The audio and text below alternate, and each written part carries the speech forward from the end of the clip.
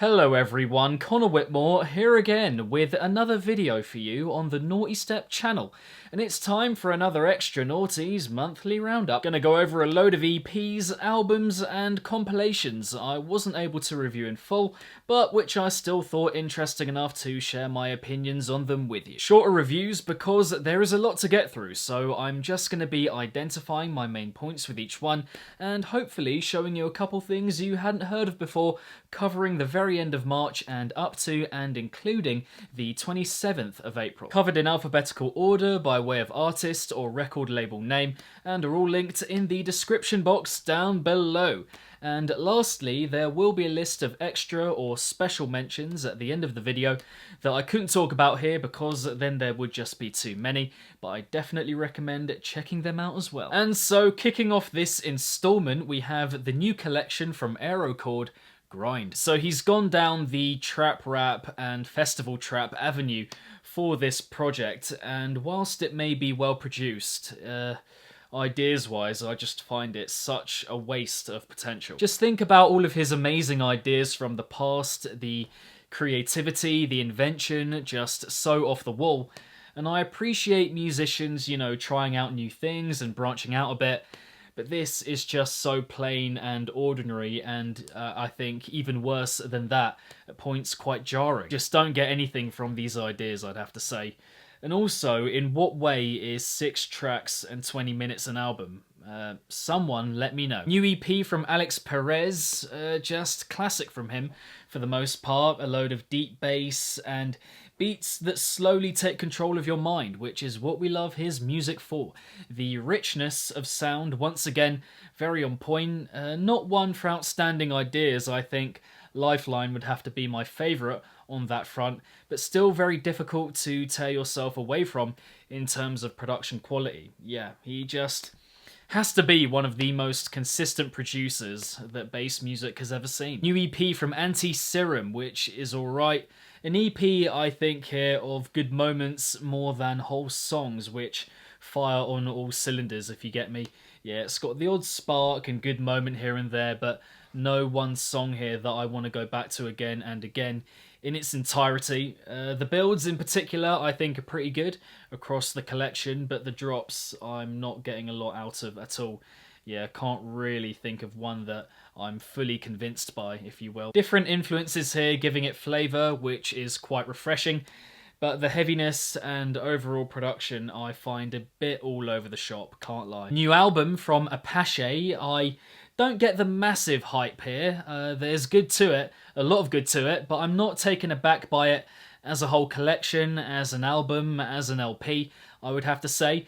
I rate the ambition. There is a lot of orchestral and classical musicality on show, which is fantastic. Some of it is beautiful and, you know, really, really spine-chilling stuff. But that doesn't mean I automatically like the whole LP, the project, the collection, whatever.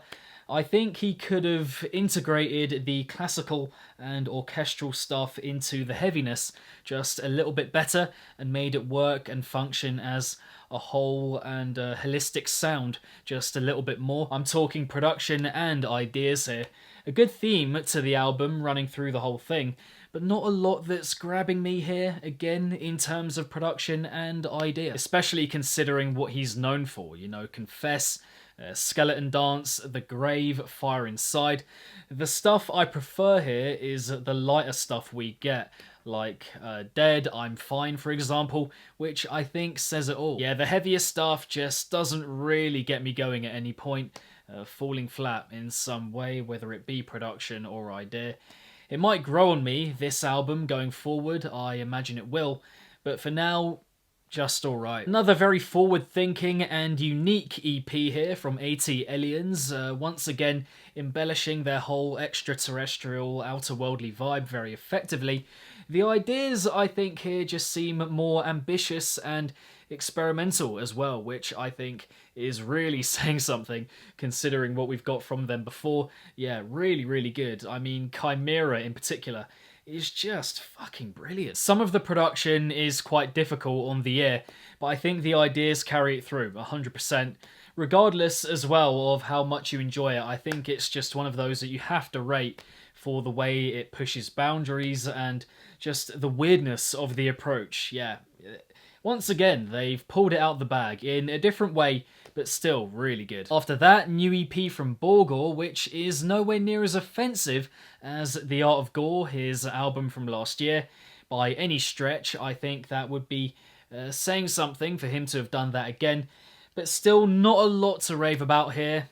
Some of the ideas aren't bad, but honestly, the production quality is almost all absolutely awful. I mean, you just think about everything he's gone through as a producer, what he's achieved, the people he's worked with, his label, all of that, and you hear stuff like this and you're just like, how? A lot of rhythm leaving a bad taste here as well, and I think you just expect someone of his seeming caliber to do better, but by this point, New EP from Dubloads, similar problems with percussion here as with before for him, but a good selection of ideas, and I think the general energy of it is really on point.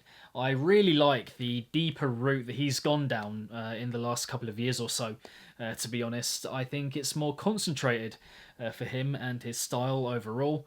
I like Grease with G-Rex quite a bit, just because I heard it at Lost Lands almost 2 years ago, and it's really kind of stuck in my mind ever since I've heard it. Nice to hear it in full. But yeah, overall, not a bad EP. New EP from Eugene, not my favourite ideas from him as of yet, but another solid continuation of his style, I think, which is welcomed in itself. You know, that hard, dark, eerie, haunting trap style.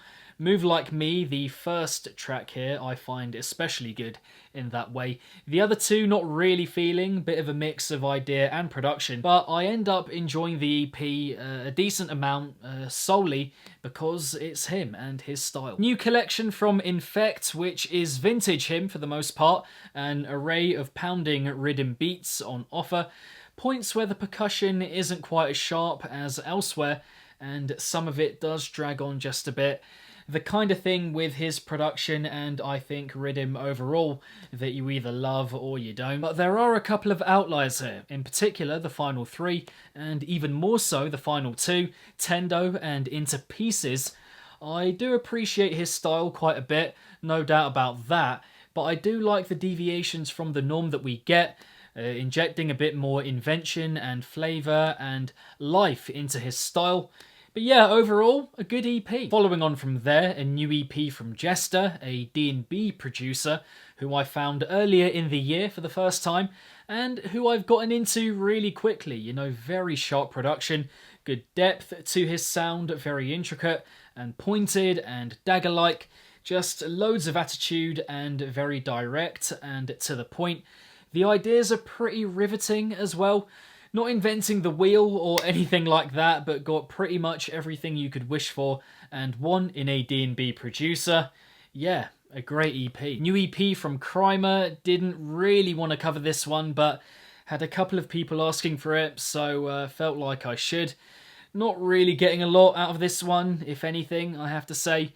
Sound is very abrasive, almost too much.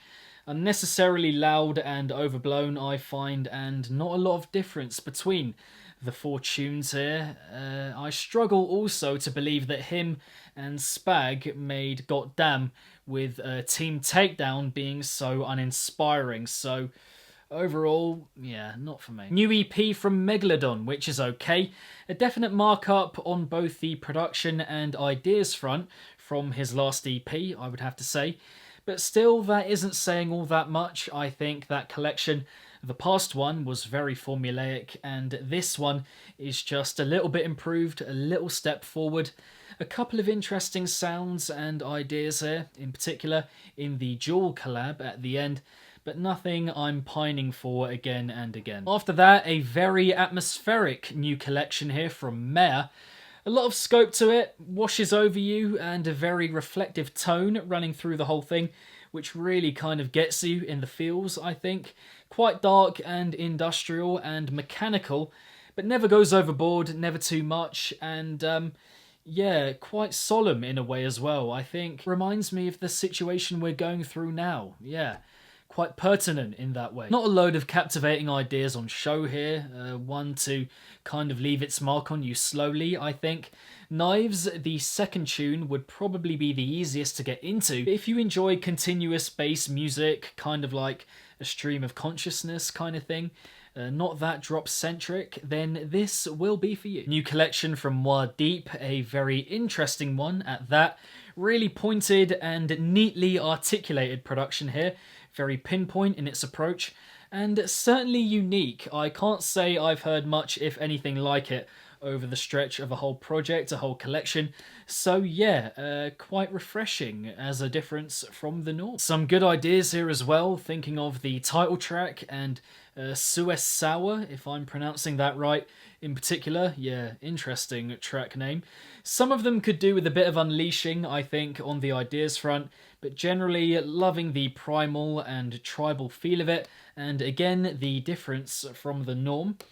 An impressive showing here, can't deny. Next up, new album from Noer the Boy, which is him in full flow really, just another big old blend of downtempo, glitch, halftime, and more. All of it is dark, cutting, deep. As with every album, pretty much, you got some tracks here that do fall by the wayside a bit on the ideas front, but the good stuff is really good. Thinking of Rule of Two, Exile, Distress Signal, Fighting Machine, and the title track. So yeah, quite a decent chunk of it I'm really on board with. So well put together, right mix of moods on show, the production mostly really sharp in feel. The kind of project where you feel he just captures exactly what he wants to and what he set out to do, and that is awesome. Following on from there, new EP from REAPER. Again, not sure I get the massive hype here. It's an improvement on the last EP, but not by much, I would have to say. I enjoy the second drops here, in particular, Heat Seeker, Rave Punk, Barricade, really coming through on that front, making it a bit of a motif for the collection on the whole, overall.